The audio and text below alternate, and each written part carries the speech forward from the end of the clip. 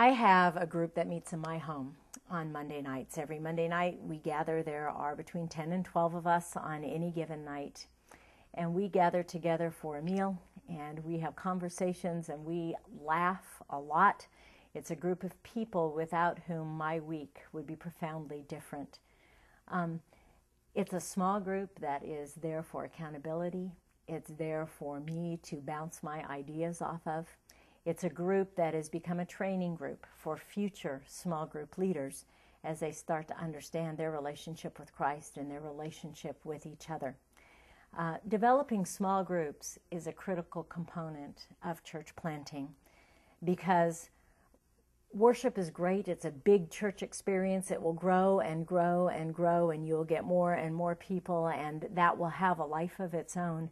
But every single Christian needs a place where they can come together and talk about the things that are on their hearts, the things that they've read in Scripture that they don't understand, the things that they've understood for the first time and need someone to share it with.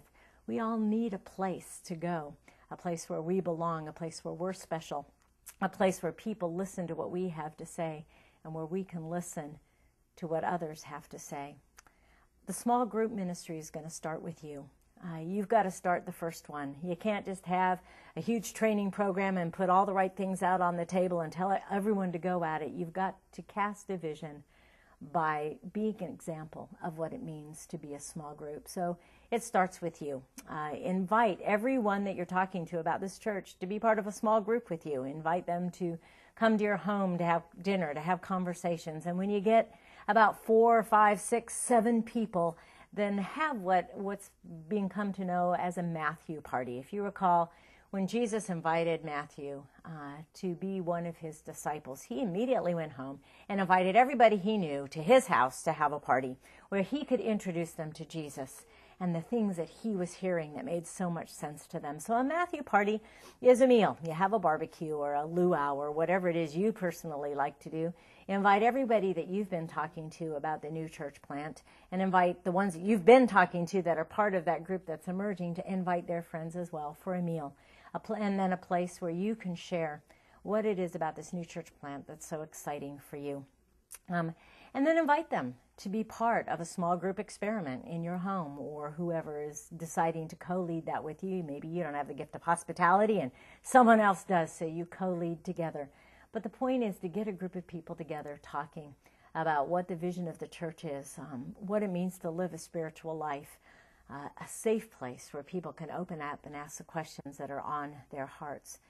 There are just 4 basic acts of a discipleship group. According to a lot of experts, you should eat together or have some sort of fellowship time together. You need to be sharing together about the experiences that you've had in relating to God over the past week. You need to open the Word. You need to study Scripture together. And you need to spend some time praying together. Really praying, not saying a prayer, but praying together. So you ready? Are you ready to make a small group happen? We'll start by praying. Pray for names. Pray that God will put on your heart who you ought to invite. And then pray some more. And then pick a date to actually start that small group. And then pray some more. And then invite those people that God has put on your heart. And then pray for those people that you've invited. Gather everything you need together. Plan a handoff. What are you going to invite them to at the end of that small group? Pray some more. Enjoy your time together with that group of people God puts in your home. And then plan a way of following up afterwards. And you'll be started in your ministry with small groups.